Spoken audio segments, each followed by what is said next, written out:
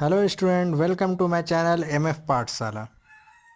आज हम लोग पढ़ेंगे क्लास 10th के सोशल साइंस के चैप्टर पावर शेयरिंग को। ठीक है, ये सिविक्स का, जिसको हम लोग पॉलिटिकल साइंस भी बोलते हैं, ठीक है, उसका चैप्टर 1 है, first chapter. Clear to everyone? ठीक है, ये जैसा कि हम लोगों ने पढ़ चुका है कि ये इससे भी पूरा सिविक्स से, पूरा बुक से, सिविक्स से 20 मार्क्स का आएगा। ठीक है, तो आज हम लोग स्टार्ट करेंगे। सबसे पहला चैप्टर पावर शेयरिंग।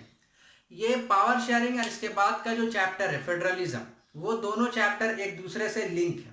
ठीक है, पावर शेयरिंग नाम से ही पता चल रहा है कि पावर का बंटवारा, पावर को शेयर करना, पावर का बंटवारा करना, यही क्या कहलाएगा? Power sharing. तो पावर शेयरिंग चैप्टर में हम लोग जो पढ़ेंगे, ठीक है, हम लोग स्टार्ट जब चैप्टर करेंगे तो पहले हम लोग दो कंट्री का एग्जांपल लेंगे। एक रहेगा बेल्जियम और दूसरा श्रीलंका। ठीक है, इस दोनों कंट्री में देखेंगे कि स्टार्टिंग में कैसे पावर लोग रखे हुए थे, यहाँ के पॉलिटिकल लीडर्स लोग, या उस कंट्री में कैसे पावर बटा हुआ था। और उसके बाद देखेंगे कि इसको सॉल्व कैसे किया गया, इस कॉन्फ्लिक्ट्स को सॉल्व कैसे किया गया, कहाँ का बेटर तरीका था सॉल्व करने का, ये सब चीज हम लोग समझेंगे। फिर हम लोग देखेंगे need of the power sharing, क्यों, क्या जरूरत है, ये सब हम लोग जानेंगे। पावर शेयरिंग का मतलब है पावर का बंटवारा करना। जैसे कि हर कंट्री में देखते हैं कि सेंट्रल गवर्नमेंट का अलग पावर होता है, स्टेट गवर्नमेंट का अलग पावर होता है। अगर इसको ऊपर पार्लियामेंट्री में देखा जाए तो एग्जीक्यूटिव का अलग होता है, जुडिशरी का अलग होता है, लेजिस्लेटिव का अलग होता है। सबका पावर क्या होता है? अलग अलग होता है। ठीक है, defined by the constitution, constitution में लिखा हुआ रहता है। तो स्टार्ट करें ये चैप्टर, उसके बाद धीरे धीरे करके हम लोग सब कुछ समझते जाएंगे। ठीक है, सबसे पहले हम लोग स्टोरी पढ़ेंगे बेल्जियम का।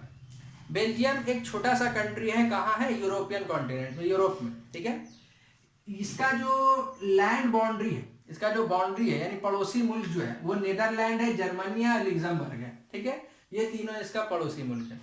अगर बेल्जियम को हम लोग देखें तो हरियाणा से भी छोटा है।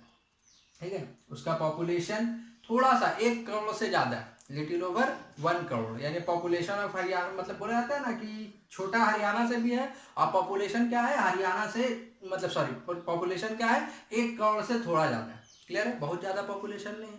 हमारे यहाँ तो एक एक स्टेट का 10 करोड़ 12 करोड़ पॉपुलेशन रहता है, वहां पूरे कंट्री का लिटिल ओवर 1 करोड़ पॉपुलेशन है। ठीक है, और जानते हैं इसके बारे में, यहाँ पे इस कंट्री में बंटवारा है इथनिसिटी के बेसिस पे। बहुत इंपॉर्टेंट, इथनिक कंपोजिशन। इथनिक होता क्या है?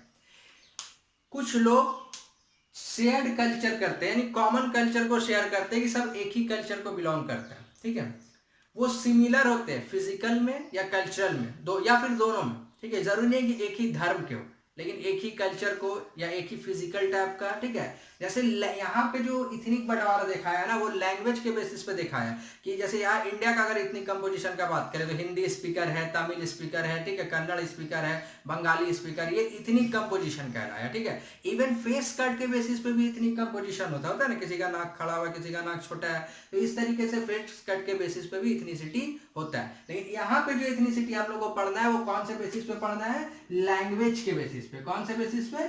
लैंग्वेज के बेसिस पे। क्लियर है? आगे बढ़ते हैं। ठीक है, तो लैंग्वेज के बेसिस पे इस कंट्री में जो बंटवारा था, तो 59% लोग कौन सा लैंग्वेज बोलते थे? डच। कौन लैंग्वेज बोलते थे? डच लैंग्वेज बोलते थे 59% लोग। और रहते कहाँ थे ये लोग? ये लोग फ्लेमिश रीजन में रहते थे। एक रीजन है, मतलब कहने का मतलब कंट्री का हिस्सा, वो हिस्सा जिसको फ्लेमिश कहा गया, वहां पे कौन लोग रहते थे? डच लोग। और उनका पॉपुलेशन कितना था इस 1 करोड़ से ज्यादा में? 59%। ठीक है, वलोनिया रीजन में रहते थे फ्रेंच लोग, जिनका पॉपुलेशन था 40%, यानी 40% लोग वलोनिया रीजन में रहते थे, और वो कौन सा लैंग्वेज बोलते थे? French language. एक चीज समझ लेते हैं, बहुत बार सीबीएसई बोला है, पूछा है क्वेश्चन। ठीक है, explain the ethnic composition of Belgium, explain the ethnic composition of Sri Lanka.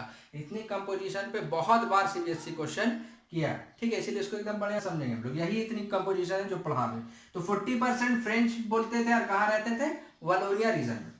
और 1%, जैसे अगर इसको ऐड करें तो 99 हो रहा है, और 1% लोग जर्मन बोला करते थे। एनसीईआरटी बुक में हम लोग देख सकते हैं कि वो लोग आपका ईस्ट के साइड में दिख जाएगा कि वो लोग रहते थे, उसमें मैप दिया हुआ है। क्लियर है? आ रहा बात समझ में? नेक्स्ट, अब पहले समझते हैं मेजोरिटी और माइनॉरिटी। जिनका पॉपुलेशन ज्यादा रहता है वो मेजोरिटी कहलाते हैं, जिनका पॉपुलेशन कम रहता है वो क्या कहलाते हैं? माइनॉरिटी। तो चलिए बताइए यहाँ पे किसका पॉपुलेशन ज्यादा है, डच का या फ्रेंच का? ठीक है, बहुत बढ़िया, डच का पॉपुलेशन ज्यादा है। कितना है? 59%। तो ये क्या होगा? मेजोरिटी में होगा। और इसी तीनों में बात करें तो ये दोनों कौन चीज में हो गए, जर्मन और फ्रेंच माइनॉरिटी में हो गए। क्लियर है। अब आते हैं ब्रुसेल्स। तो ब्रुसेल्स क्या है, तो Brussels is the capital of Belgium. Belgium का कैपिटल है, इंडिया का कैपिटल है न्यू दिल्ली, झारखंड का कैपिटल है रांची, हर जगह कैपिटल होते हैं। वैसे बेल्जियम कंट्री का कैपिटल क्या है, ब्रुसेल। ब्रुसेल का कॉन्सेप्ट दूसरा है। ब्रुसेल में 80% लोग कौन सा लैंग्वेज बोलते हैं, फ्रेंच बोलते हैं। वो लोग जो कंट्री में माइनॉरिटी में 40%, लेकिन कैपिटल में वो लोग क्या है, मेजोरिटी में। दूसरा, ब्रुसेल में 20% लोग क्या बोलते हैं, डच बोलते हैं। यानी वो लोग जो कंट्री में मेजोरिटी में है, ब्रुसेल में वो क्या है, माइनॉरिटी में, यानी कैपिटल में वो क्या है, माइनॉरिटी में। क्लियर है, आ रहा बात समझ में। तो अब देखो, अब समझने वाली बात है कि सर ऐसा एथनिक बंटवारा है तो जाहिर सी बात है पावर के लिए लड़ाई होगा। तो वही चीज हम लोग देखेंगे किस तरीके से लड़ाई हुआ और कैसे सॉल्व किया गया। तो यहाँ लिखा हुआ है 1950 और 60s के बीच में इस दोनों, खास करके इस दोनों, इन लोग का तो तादाद कम था तो इन तो कुछ विरोध वगैरह भी नहीं कर सकता था वैसा, ठीक है। लेकिन डच और फ्रेंच, और यहाँ पे खास करके ब्रुसेल्स में, तो इस दोनों के बीच में काफी ज्यादा टेंशन हुआ पावर का बंटवारा को लेकर, ठीक है। 1950s और 60s के बीच में कैसे बंटवारा किया वो आगे हम लोग देखेंगे, ठीक है। जनरली फ्रेंच लोग जो थे ना वो रिच और पावरफुल थे, तादाद में कम थे, माइनॉरिटी में थे, लेकिन पैसे वाले लोग थे और ताकतवर लोग थे, ठीक है। डच थोड़ा कमजोर और गरीब लोग हुआ करते थे, ठीक है, क्योंकि उनके तक जितना भी इकोनॉमिक डेवलपमेंट था वो लेट तक पहुंचा था। ये पूरा कहानी है बेल्जियम का। उम्मीद करते हैं क्लियर हो गया। नेक्स्ट टॉपिक आते हैं श्रीलंका की तरफ हम, यहां तक ठीक है। श्रीलंका, श्रीलंका का जो पॉपुलेशन है वो 2 करोड़ पॉपुलेशन। हम लोग वेल नोन है श्रीलंका से, हमारे साउथ की तरफ तमिलनाडु से नीचे हम लोग देख सकते हैं मैप में कि एक कंट्री है जिसका नाम क्या है, श्रीलंका है। और श्रीलंका का पॉपुलेशन लगभग 2 करोड़ पॉपुलेशन है, हरियाणा के पॉपुलेशन की जितना, ठीक है। क्लियर है सबको। अब यहाँ पे इतनी कम पोजीशन देखते हैं। श्रीलंका में 74% लोग सिन्हाला स्पीकर थे। सिन्हाला इज अ लैंग्वेज, इसको बढ़िया समझ लीजिए। सिन्हाला क्या है, लैंग्वेज है। जैसे हम हिंदी बोल रहे हैं ना, हिंदी बोल रहे हैं, इंग्लिश बोल रहे हैं, तो ये लैंग्वेज है। उसी तरीके से सिन्हाला क्या है, लैंग्वेज है। तो 74% लोग कौन सा लैंग्वेज बोलते थे, सिन्हाला बोलते थे। और 18% लोग तमिल बोला करते थे। 18% लोग कौन सा लैंग्वेज बोलते थे, तमिल बोलते थे। क्लियर है। इस 18% में भी 2 बंटवारा था, एक श्रीलंकन तमिल थे, एक इंडियन तमिल थे। आप बोलोगे सर श्रीलंकन तमिल और इंडियन तमिल, श्रीलंका में इंडिया कहां से आ गया, ठीक है। तो श्रीलंकन तमिल जो वहां के लोकल लोग थे, जिनका पैदाइश, जिनके पूर्वज सब वहीं से थे, नेटिव ऑफ द श्रीलंका, वो क्या कहलाए, श्रीलंकन तमिल्स कहलाए। हम लोग हिस्ट्री में देखेंगे, ठीक है, कि उसमें ब्रिटिश दौर में बहुत सारे लोगों को श्रीलंका ले जाया गया एज अ इंडेंजर्ड लेबर, बंधुआ मजदूर के तौर पे। और वो लोग जब ये सब कुछ खत्म भी हो गया तो वही रह गए वो लोग। तो वो इंडिया से आए थे, उनके फोर फादर, उनके पूर्वज कहाँ के थे, इंडिया के थे, इसीलिए वो क्या कहलाए, इंडियन तमिल्स। इनका जो पॉपुलेशन था श्रीलंकन तमिल्स का, इस 18% में 13% श्रीलंकन तमिल्स थे और इस 18% में 5% इंडियन तमिल्स थे। क्लियर है, आ रहा बात समझ में। Next, Sri Lankan Tamil mainly north और ईस्ट साइड में थे, नॉर्थ और ईस्ट साइड में थे। अब जो पॉपुलेशन बच रहा है उसके बारे में डिस्क्रिप्शन लिखा नहीं कि हाँ वो कौन से लोग थे या कौन सा, ठीक है, लेकिन मुस्लिम लोग भी थे जो फैले हुए थे, ठीक है। और इवन इस श्रीलंका, इस तमिल में भी हिंदू और मुस्लिम थे। अब रिलीजन कौन सा फॉलो होता था, यहाँ तो लगभग सब कोई क्रिश्चियनिटी को फॉलो करते थे, वहां पे तो सिन्हाला स्पीकर में ज्यादातर लोग, मैक्सिमम लोग बुद्धिज्म को, रिलीजन को फॉलो करते थे, वो लोग बुद्धिस्ट थे, ठीक है। तमिल में हिंदू और मुस्लिम दोनों थे, कुछ लोग हिंदू थे, कुछ लोग मुस्लिम थे तमिल्स में, ठीक है।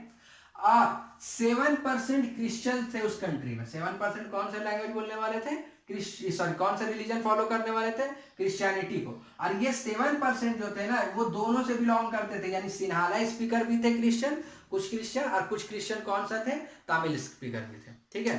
तो ये है इथनिक कंपोजिशन ऑफ श्रीलंका। अब देखते हैं, यहाँ पे तो ज्यादा फर्क नहीं था, 19% का फर्क था, लेकिन यहाँ पे बहुत ज्यादा फर्क है।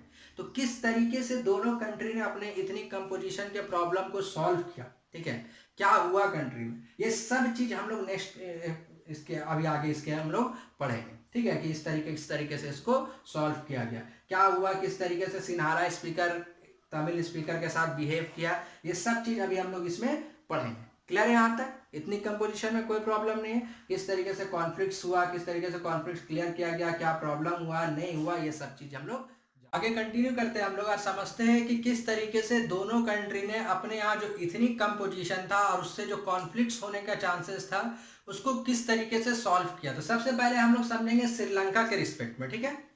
श्रीलंका क्या क्या ना मेजोरिटेरिज्म लाया श्रीलंका में, मेजोरिटेरिज्म, ठीक है। अभी समझेंगे ये होता क्या। सबसे पहले श्रीलंका इंडिपेंडेंट हुआ, आजाद हुआ 1948 में, यानी हमारे से एक साल बाद। हम लोग 1947 में हुए थे, उन लोग 1948 में आजाद हुआ। आजाद होने के बाद उन लोग कॉन्सेप्ट रखा कि हमारे कंट्री में मेजोरिटेरियन फॉर्म ऑफ गवर्नमेंट चलेगा। कौन सा गवर्नमेंट चलेगा? Majoritarian form of government. तो सर सवाल कि ये मेजोरिटेरियन फॉर्म ऑफ गवर्नमेंट क्या होता है, तो दो वर्ड समझते हैं, मेजोरिटी और माइनॉरिटी। जिनका पॉपुलेशन ज्यादा होता है वो मेजोरिटी कहलाते हैं, जिनका पॉपुलेशन कम होता है वो माइनॉरिटी कहलाते हैं। इन रिस्पेक्ट ऑफ श्रीलंका हम लोग देखें तो 74% सिन्हाला स्पीकर लोग थे। तो 74% सिन्हाला स्पीकर, तो सिन्हाला स्पीकर क्या कहलाए? मेजोरिटी कहलाए।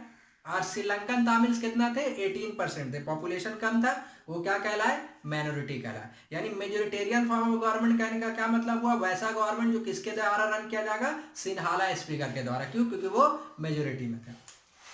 अब कैसे रन किया जाएगा? सरकार आजाद हो गया तो डेमोक्रेसी ना आ गया होगा, तो कैसे रन किया जाएगा? तो देखो सब कानून का खेल, लॉ का। एक एक्ट बना 1956 में, श्रीलंकन पार्लियामेंट में श्रीलंकन गवर्नमेंट ने एक एक्ट बनाया 1956 में, जिसके तहत, उस कानून के तहत ये किया गया कि सिन्हाला को, जो लैंग्वेज था वहां का 74% लोगों का, उसको ऑफिशियल लैंग्वेज बना दिया गया। यानी कि अब हर ऑफिसेज में, हर जगह, हर गवर्नमेंट जॉब में, हर चीज में जो भी काम होगा अब वो कौन से लैंग्वेज में होगा? सिन्हाला लैंग्वेज में होगा। सिंपल एक एग्जांपल सोच के देखिए, हम लोगों को हिंदी आता है, इंग्लिश आता है, ठीक है। सिंपल हम लोगों से फ्रेंच में एग्जाम लिया जाए, हम लोग कभी भी नौकरी पा सकेंगे? नहीं पा सकेंगे। क्यों? क्योंकि हम लोग को फ्रेंच नहीं आता है। समझ में आ रहा ना? या फ्रेंच सीखना पड़ेगा या फ्रेंच में नौकरी हम लोग पा नहीं सकेंगे। तो क्या श्रीलंकन तमिल्स के साथ कुछ ऐसा ही नहीं था? जब सिन्हाला को हर जगह कर दिया गया कि ऑफिस में सिन्हाला इस्तेमाल होगा, तो जिसको सिन्हाला नहीं आता वो कभी कुछ कर पाता? कभी कुछ नहीं कर पाता। तो गवर्नमेंट जॉब्स में, यूनिवर्सिटीज में, हर जगह जहां पे हर जगह सिन्हाला स्पीकर लोगों को प्रीफरेंस दिया जाने लगा। क्लियर है? और प्लस हम लोगों ने देखा था कि जो सिन्हाला स्पीकर लोग थे, सिन्हाला बोलने वाले लोग, उसमें ज्यादातर कौन रिलीजन को फॉलो करते थे? बुद्धिज्म को। तो बुद्धिज्म को भी प्रोटेक्ट किया गया और बुद्धिज्म का प्रचार प्रसार किया गया, ठीक है, ताकि लोग इस रिलीजन के तरफ भी आए। और दूसरे रिलीजन को डिस्क्रिमिनेट किया गया, टॉर्चर किया गया, प्रताड़ित किया गया, नहीं देखा नहीं गया कि नहीं ये सही नहीं है, यही बुद्धिज्म ही सब कुछ सही है। अब खुद से सोच के देखिए, 18% थे, कम थे, लेकिन नाइंसाफी हो रहा था, गलत हो रहा था, विरोध करते वो लोग, जाहिर सी बात है एकदम विरोध करते, ठीक है। तो श्रीलंकन तमिल्स के राइट्स को डिनाई किया जा रहा था, ठीक है, उनके लीडरों के द्वारा उनको इग्नोर किया जा रहा था, सिन्हाला लीडर के द्वारा, कि इन लोग को ध्यान ही नहीं देना, रहने दो इन लोग, जैसे जीरा जी ने, तो कोई नौकरी देने का जरूरत नहीं है, कोई एजुकेशन देने का जरूरत नहीं, कोई यूनिवर्सिटी में इन लोगों को रखने का जरूरत नहीं, इन लोगों को इग्नोर किया जा रहा था, किन लोगों को? श्रीलंकन तमिल्स को। क्लियर है? हर बात समझ में? जॉब्स में, यूनिवर्सिटीज में उन लोगों का इंटरेस्ट को, सब चीज को इग्नोर किया जाता है, कोई अब आप लोग का जरूरत नहीं है। इसको देखते हुए सिन्हाला स्पीकर लोगों ने डिसाइड किया कि ऐसे काम नहीं चलेगा। कब तक ऐसे काम चलेगा? हम लोग कुछ कर ही नहीं सकते इस कंट्री में रह के, ना जॉब में जा सकते हैं, ना लीडर बन सकते हैं, ना अपने लोगों को हम लोग डेवलपमेंट करवा सकते हैं, कुछ नहीं करा सकते। तो इन्होंने डिसाइड किया कि now we are going to launch a party, Sri Lankan Tamil party बनाएंगे हम लोग, यानी कि एक पार्टी बनाएंगे जिस श्रीलंकन तमिल, वैसे सिन्हाला का पार्टी है वैसे हम लोगों का भी पार्टी होगा, और हम लोग इक्वालिटी का बात करेंगे, बराबरी का नौकरी में, बराबरी का पढ़ाई में, बराबरी का यूनिवर्सिटीज में, इंटरेस्ट में, प्रिविलेज को खत्म करवाएंगे, सब चीज में हम लोग इक्वालिटी का बात करेंगे। ये इन लोगों का डिमांड था, लेकिन इन लोगों के डिमांड को डिनाई किया गया। एट लास्ट 1980 में इन लोगों ने यूनिक डिमांड किया, नहीं मानिएगा ना डिमांड, कोई बात नहीं, वो लोग नॉर्थ और साउथ के तरफ उनका, अगर आप लोग श्रीलंकन तमिल एनसीईआरटी बुक में मैप देखिएगा तो देखिएगा नॉर्थ और साउथ के तरफ वो लोग इस तरीके से थे, स्प्रेडेड, ठीक है, मतलब स्प्रेड नहीं थे, एक तरफ इस तरीके से थे। तो उन लोगों ने डिमांड किया कि नॉर्थ और साउथ का हिस्सा में जो हम लोगों का तादाद ज्यादा है उसको आजाद कर दीजिए, अलग कर दिया, यानी कंट्री का बंटवारा कर दीजिए। सिन्हाला स्पीकर का अलग श्रीलंका हो जाएगा और तमिल स्पीकर का अलग श्रीलंका हो जाएगा, independent Tamil Eelam, independent Tamil state का बात किया उन लोगों ने। कि हम लोगों को इंडिपेंडेंट तमिल स्टेट चाहिए। एक इंटरेस्टिंग बात बताया थे, बुक में नहीं लिखा हुआ है, इस डिमांड को लेते हुए एक हम लोग बोल सकते हैं माओवादी ग्रुप, टेररिस्ट ग्रुप, ठीक है, लेकिन वो उन लोग का वहाँ का डिमांड था लोकल्स का, श्रीलंकन्स का, ठीक है। उन लोगों ने लिबरेशन टाइगर तमिल एलम नाम से एक पार्टी का ऑर्गेनाइजेशन किया, LTTE, ठीक है। तो उसने डिमांड किया कि हम लोगों को अलग कंट्री चाहिए, लेकिन डिमांड का तरीका शांतिपूर्वक नहीं था। डिमांड का तरीका क्या था? लड़ाई झगड़ा, जिस तरीके से आतंकवादी लोग करता है, माओवादी लोग करता है, हम लोग बोल सकते हैं उन लोग के बिहाफ में, उन लोग के लिए वो क्या था? हीरो था। क्यों? क्योंकि उन लोग अपने बेहतरी के लिए, अपने अच्छाई के लिए वो लोग क्या कर रहा था? डिमांड कर रहा था। क्लियर है? अब जाहिर सी बात है, जब वायलेंस होने लगा तो दोनों तरफ से लोग मरे होंगे, लड़ाई होने स्टार्ट हो गया होगा। जो कंट्री में लड़ाई होने लगा वही क्या कहलाया? Civil war. अब समझते हैं ये सिविल वार क्या होता है? तो जब विद इन अ कंट्री कोई अलग अलग इंटरेस्ट को लेके लड़ाई हो जाए तो वो क्या कहलाता है? सिविल वार कहलाता है। जैसे गवर्नमेंट जॉब को लेके लड़ाई हो गया सिन्हाला स्पीकर और श्रीलंकन तमिल स्पीकर लोगों में, ठीक है। और ऐसा लड़ाई कि एकदम वार के जैसा लगेगा, एकदम वार के जैसा, कि बहुत बड़े पैमाने पर लड़ाई हो जाए, बहुत लोग मारे जाए within a country, country के अंदर ही, तो वो क्या कहलाता है? Civil war. लार्ज स्केल में डेथ एंड डिस्ट्रक्शन हुआ, बहुत लोग मारे गए, बहुत ज्यादा बर्बादी हुआ, लोगों को अपने घरों को छोड़ के दूसरा जगह रिफ्यूजी के तौर पर रहने के लिए जाना पड़ा। इवन बहुत सारे लोग इंडिया भी आए रहने के लिए, ठीक है। बहुत ज़्यादा प्रॉब्लम हुआ और एट लास्ट 2009 में ये लड़ाई खत्म हुआ, ठीक है।